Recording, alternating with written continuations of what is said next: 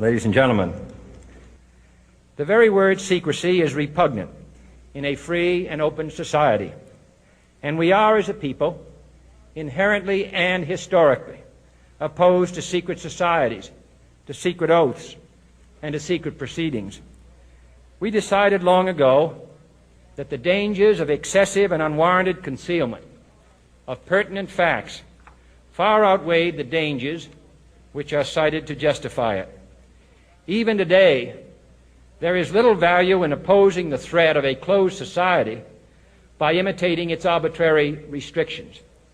Even today, there is little value in ensuring the survival of our nation if our traditions do not survive with it. And there is very grave danger that an announced need for increased security will be seized upon by those anxious to expand its meaning to the very limits of official censorship and concealment.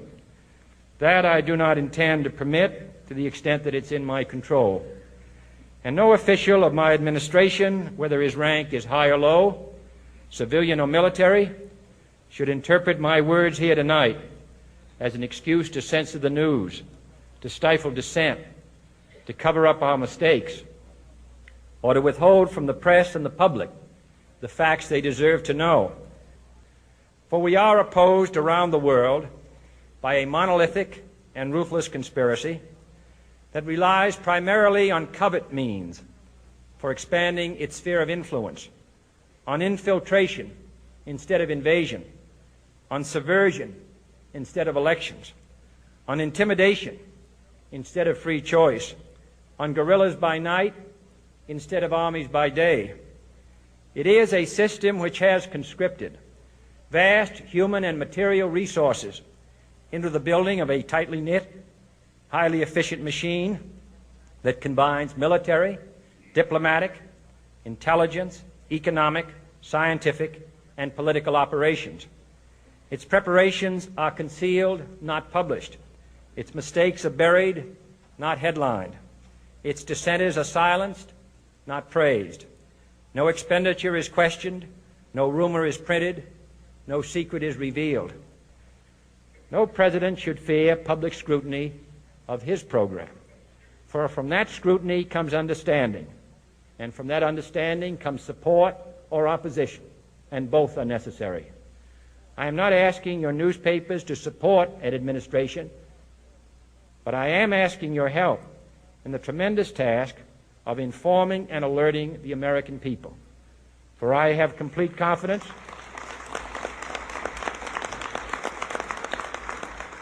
in the response and dedication of our citizens whenever they are fully informed. I not only could not stifle controversy among your readers, I welcome it. This administration intends to be candid about its errors. For as a wise man once said, an error doesn't become a mistake until you refuse to correct it. We intend to accept full responsibility for our errors, and we expect you to point them out when we miss them. Without debate, without criticism, no administration and no country can succeed, and no republic can survive.